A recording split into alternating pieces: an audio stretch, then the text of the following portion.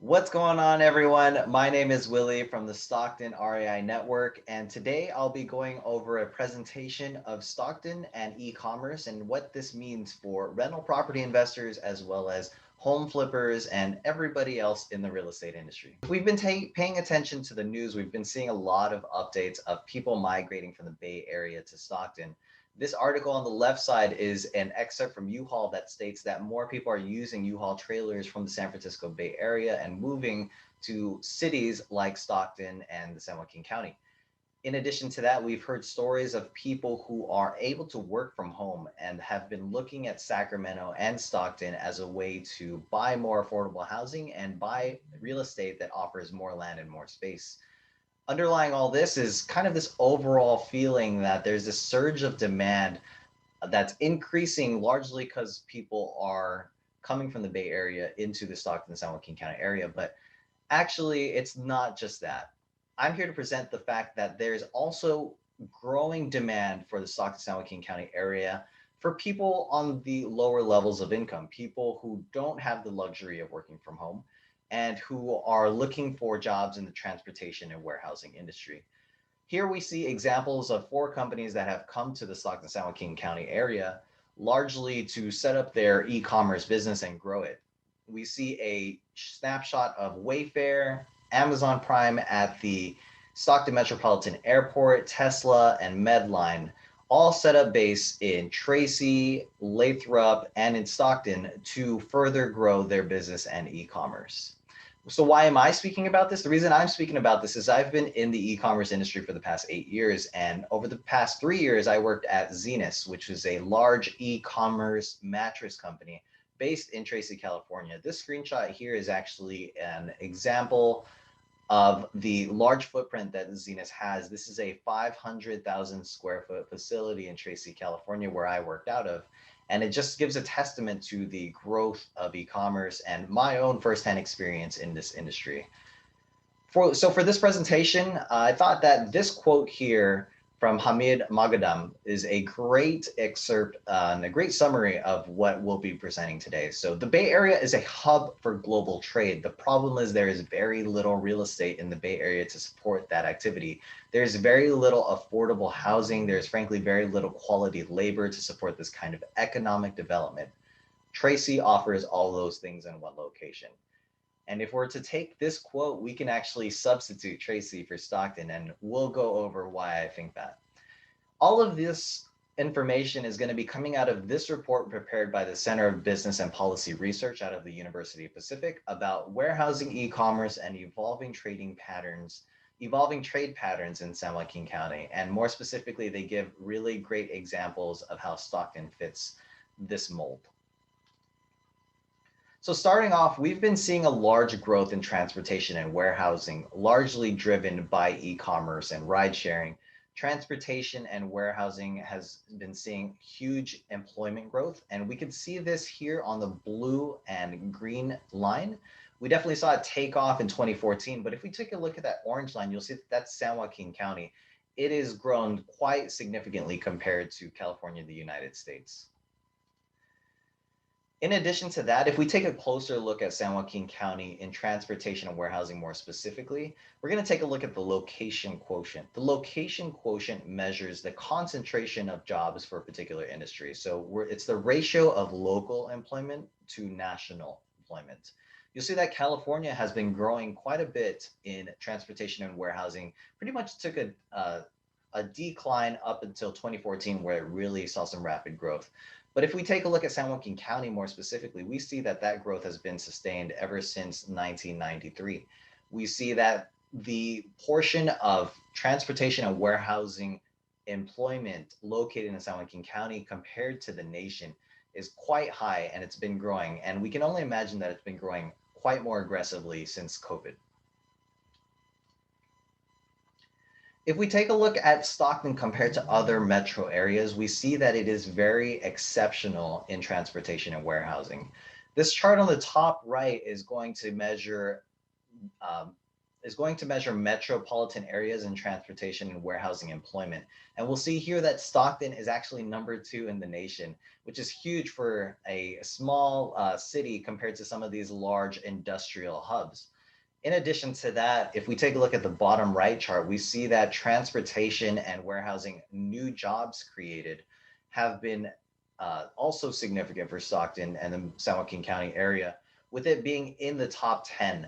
And you'll notice here that Stockton, California, in this chart is the only West Coast city, which is really exceptional given that a lot of these other cities or metro areas that are listed here are in a geographic special location, either being close to the border with Mexico or being close to a FedEx or UPS facility. If we take a look at retail trade versus transportation and warehousing, it's a very interesting story. So historically, retail has been the largest concentration of jobs in the United States, but e-commerce has reduced the role of retail trade and shifted employment over to logistics and delivery. What I mean by that is we're starting to see more people coming away from the retail employment sector and transitioning over to transportation and warehousing. So if we look at the United States and California in general, you'll see here that it dropped from a 3.35 and 3.21 ratio in 2008, respectively, and down to a 3.28 and 3.15 ratio in 2013. So it's already showing a moderate decline in people who are working in retail versus working in transportation and warehousing. But that decline has been quite rapid for Stockton and the San Joaquin County area. We'll see here from 2008, 2013, and 2018, it's been a steady decline in the ratio of people working in retail versus transportation and warehousing. So Stockton is one of 3 areas in the United States with fewer jobs in retail trade than transportation and warehousing, which is a testament to the growth in the industry, but also the decline of retail. So let's take a closer look at why Stockton and the San Joaquin County is unique in the supply of laborers to fulfill that need for demand given from e-commerce and transportation and warehousing. So what we see here is Stockton has an established transportation infrastructure, and if you live in and know about Stockton, you know that we have a lot of transportation channels. We have Highway 4, we have Interstate 99, Interstate 5, we have the Port of Stockton, and we have several large rail lines that come through Stockton as well. But not only are those transportation infrastructure there, but also the workforce is here. So what I mean by that is these types of jobs that transportation and warehousing companies are looking for are very blue collar and don't require a lot of education. They nearly 95% of the jobs are looking for individuals with 5 or less years of experience. If we see here on the top right chart in figure 4, we see that Stockton and Lodi has 18% of its population over the age of 25 with a bachelor's degree. So it's quite low compared to California at 32% and United States at 30.9%. So that means that a larger percent of the population within Stockton are people without a bachelor's degree. And so that actually lines up perfectly with the transportation and warehousing sector because they don't need people who have high levels of education and thus don't need to pay people a high wage. We see that here on the bottom right. Stockton and the San Joaquin County is unique in that also there's a large proportion of people who don't earn more than $75,000 in salary a year. We see here in figure 5 that only 10% within the transportation and warehousing sector earn more than $75,000. But a majority of the people within San Joaquin County transportation and warehousing are beneath $75,000 in salary.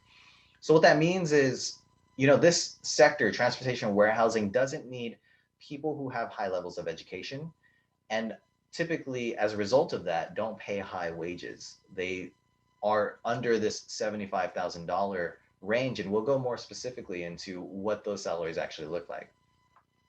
If we take a look at some of the examples of the occupations within transportation and warehousing, we see that the range is typically between $30,000 and $50,000. And we see that in 2013 and 2018 in this table here. But what's unique about this is that despite being at such a low range of salary, these wages are growing quite rapidly. We'll see that overall, there's been a 25% growth in wages from 2013 to 2018. So that means that employers are paying these occupations more, and it's growing in terms of actual take home pay for people who are in these occupations, which is great. So wages are expected to continue to rise with growth in the sector, and especially with COVID happening, we can expect wages to increase further. But these wage increases are large from a percentage standpoint, but from a dollar and comparative standpoint, it's still low relative to someone who makes $75,000 or more, or a large metro area that has a larger concentration of people with bachelor's degrees. So to finish off in terms of the data that we're going to be looking at here, we'll see again that occupations like tractor, trailer, truck driver, labor, warehouse worker, they're growing, and they're projected to grow double digits going into from 2016 to 2026. And in addition to that, this report is from 2018, so we can only imagine that that growth has been further increased with COVID going around. So, with a relatively young workforce in the Stockton metro area and a below average educational attainment, there's going to be a higher concentration of jobs in the sector in this area. And there will be job growth and there will be wage growth, but it's still a low base.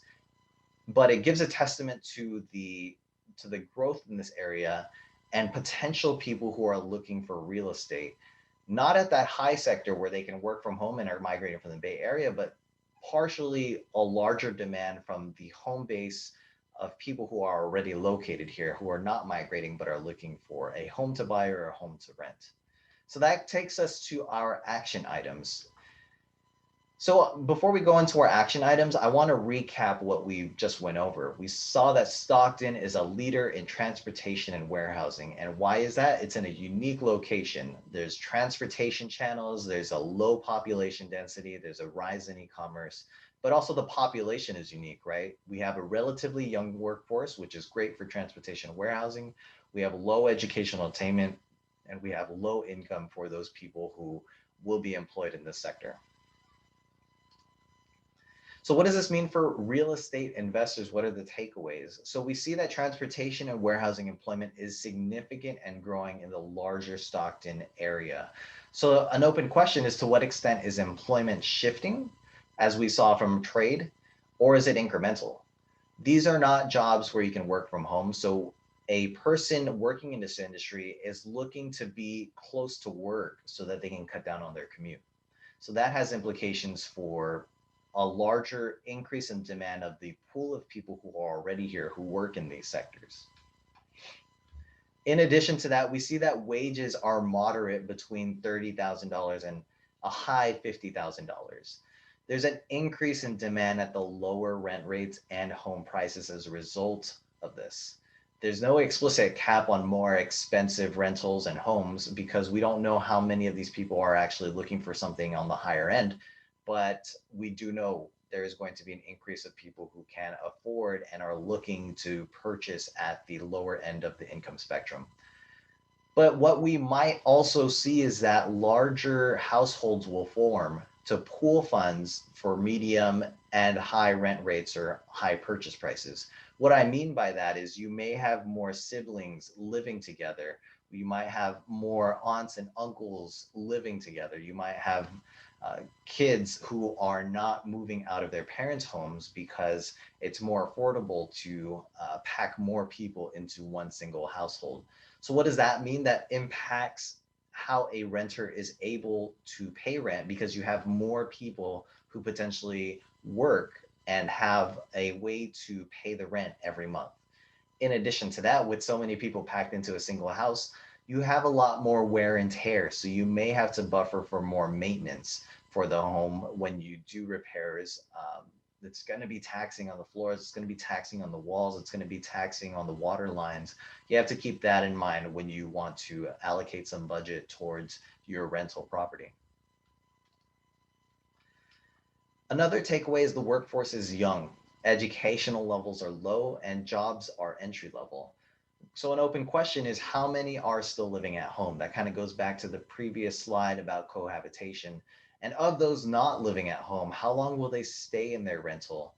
This There's a larger supply of jobs in the area. So does that mean that they stay in their home but switch to different jobs? Or given the growth of the transportation warehouse sector and the income growth that we've seen historically, will they look to relocate to something more of an upgrade, or will they largely stay at where they're at? So this is going to impact vacancy allowance and how it plays out. In addition to that, kind of also going back to the previous slide about cohabitation, how well will these people maintain their home is an open question. So this is going to impact your repair expenses and your repair allowance. And the last open question that we have to consider is, how long will they stay at their job or be in between jobs? Again, there's a larger supply of employment in transportation and warehousing. So will a renter be able to pay rent if they are going from potential job to job? Or do we typically see that people who work in this industry will stay in their current employment? And another takeaway here is that these job opportunities in transportation and warehousing are impacted by technology, including automation and artificial intelligence. If we're familiar with Amazon and how many of the robotics they use in their facility, you would expect that a larger number of people would work for Amazon given how large the facility is. But in reality, it's actually a smaller proportion of people who actually work at these facilities because they use so much robotics. So what does this impact? How does this impact demand for renters and buyers in the long term? And how does this impact prices for rentals and home purchases in the long term? My first reaction is that this is very long term. This is probably going to be 10 to 20 years down the line. And hopefully you're being agile with your investment strategy to consider this, but it's definitely something to keep in the back of your mind. So to wrap this all up, I just wanted to rehash what we went over and what this means for rental property and real estate investors. So Stockton is a leader in transportation and warehousing, and we've solidified that, and we see that through the data. And we see an increase in demand for rentals and purchases. Workers cannot work from home and want a shorter commute. It's kind of just a natural reaction to commuting for work. And in addition to this, who are these people? They are young entry-level workers. So you may see that come across your table when someone sends you an offer or someone sends you a rental application. So just keep that in mind, that you're probably going to see a larger proportion of younger entry-level workers who are applying for that home or for that rental. For rental property investors, we have to be considerate of the fact that we're going to see larger households who are going to pool funds for medium to high rent rates and prices.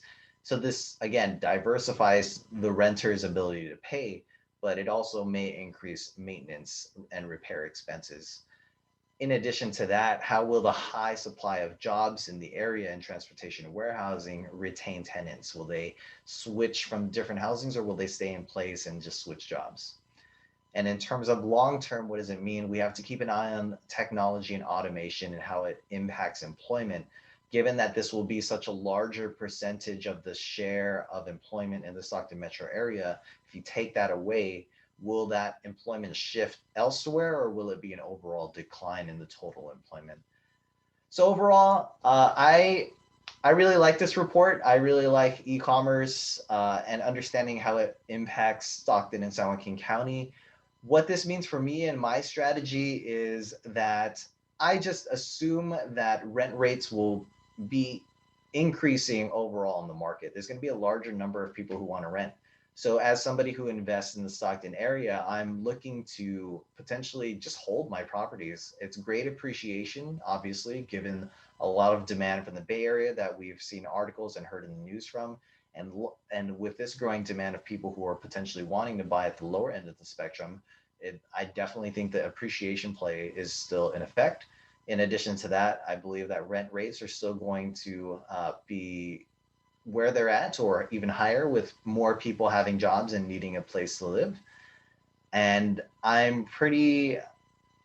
believe that this is going to be an opportunity for people who want to invest in Stockton. So at the same time, I do want to give a disclosure that prices are quite high right now. So you want to make sure that when you are purchasing, you are considering the price that you're purchasing at and making sure that you are establishing a return that you are satisfied with overall. So for me, I'm not actively looking to acquire in the Stockton area, but for the homes that I have acquired, I'm happy to hold and continue to rent out and potentially increase rents over time, given this large macroeconomic shift. If you have any questions about this report, I'm going to provide the link to the report in the description below. So make sure to click that. If you want to discuss some of the results or implications from this report, feel free to discuss with me via email, via Slack. Um, Feel free to reach out to me in the comment section below as well. I'm happy to chat with you there. And I want to thank you for watching this video about the Stockton REI network and the implications of e-commerce in Stockton. Overall, it's a really insightful report. And I want to thank you for watching. So please make sure to hit a like on this video below and subscribe to my channel if you want to be notified for future videos that I upload. Click the bell notification icon. And I thank you for watching, and I hope you have a great year. Stay home, stay safe, and we'll see you at the next one. Thanks.